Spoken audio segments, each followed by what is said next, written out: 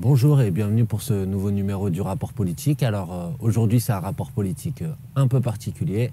On est à Toulouse, on est au bord du canal du Midi et c'est le dernier rapport politique de l'année 2018. Alors ce rapport politique c'est l'occasion de faire le bilan sur l'année mais surtout sur les derniers jours qui viennent de s'écouler parce que l'actualité elle est encore très chargée. Elle est encore très chargée avec la mobilisation des Gilets jaunes qui se poursuit le week-end dernier dans toutes les grandes villes de France et encore ce samedi avec des appels à la mobilisation un peu partout dans le pays. C'est la preuve que les tentatives d'enfumage, de manipulation, de bricolage du pouvoir pour taire et terminer la mobilisation ont été vaines, que y compris toutes les tentatives pour la décrédibiliser, la délégitimer en caricaturant celles et ceux qui se mobilisent, en disant d'abord qu'ils n'avaient rien à faire de la question écologique et environnementale, ensuite en les amalgamant à quelques groupuscules d'extrême droite qui ont cherché à s'infiltrer dans le mouvement, enfin en les amalgamant aux violents et à celles et ceux qui voudraient seulement tout casser sans avoir aucune revendication. Bref, malgré toutes ces tentatives de délégitimisation du mouvement, on voit que le mouvement se poursuit et que le soutien populaire à ce mouvement est encore extrêmement large. C'est un mouvement profond, ancré dans la société, qui porte des revendications qu'il faudra satisfaire. Et ce n'est pas les petites mesurettes qu'a proposé le gouvernement qui permettront d'y mettre un terme. Alors ce mouvement, il se poursuit et il va se poursuivre encore ce samedi. Il va continuer aussi au début de l'année 2019 et bien sûr il porte des revendications sociales pour améliorer les conditions de vie au quotidien, un mouvement contre la vie chère, mais il porte aussi des revendications fortes qui sont des revendications démocratiques. Finalement, c'est le peuple qui se met en mouvement et qui demande d'avoir le contrôle sur ses conditions de vie, sur son existence, qui demande de reprendre le pouvoir qui lui a été volé ici par les institutions de la Ve République, là par l'Europe austéritaire qui lui confisque sa souveraineté. C'est un mouvement donc que nous ne pouvons que soutenir et nous allons poursuivre la France Insoumise à être aux côtés de celles et ceux qui se mobilisent.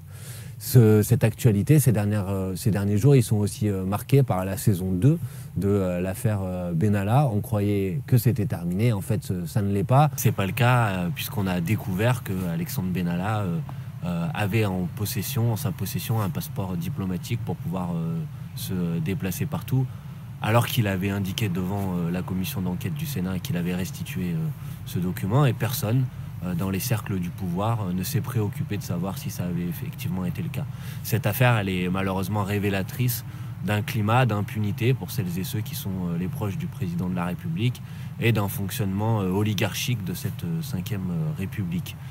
C'est aussi révélateur d'une justice à deux vitesses, finalement, que vous soyez proche ou pas du pouvoir, la justice ne vous traitera pas de la même manière, quand dans le même temps vous avez de nombreux gilets jaunes qui écopent ici de peine de prison pour avoir participé à des manifestations. Alexandre Benalla, lui, allait frapper des manifestants le 1er mai, est libre et peut se déplacer partout dans le monde avec les moyens de l'État. Cette affaire Benalla, elle va nécessairement avoir des rebondissements et elle est un pavé de plus dans la chaussure du gouvernement qui est confronté en cette fin d'année à de graves difficultés qui auront donc marqué tout le deuxième semestre de l'année 2018. Ce rapport politique, c'est le dernier de cette année 2018. La semaine prochaine, on se retrouvera en 2019. C'est donc l'occasion aussi de faire un bilan sur une année qui a été une année extrêmement dense pour le pays, pour la France Insoumise aussi, qui a été au cœur des mobilisations, ici contre la réforme du statut de la SNCF, là dans la mobilisation des Gilets jaunes. Elle a été aussi au cœur de l'actualité parlementaire avec ces 17 députés qui ont été au front en permanence sur tous les combats pour essayer de faire entendre la voix du peuple à l'Assemblée nationale. L'année 2019 sera une année électorale, c'est l'année des élections européennes, ça sera aussi la poursuite de la mobilisation des Gilets jaunes. Alors nous avons encore beaucoup de pain sur la planche. En 2019, à l'occasion des élections européennes, nous pouvons mettre une gifle au pouvoir, nous pouvons sanctionner cette politique qui est une politique injuste, inefficace, toujours en faveur d'une petite minorité, cette politique qui a provoqué cette mobilisation massive dans le pays des Gilets jaunes et qu'il faudra traduire électoralement lors des prochaines élections européennes.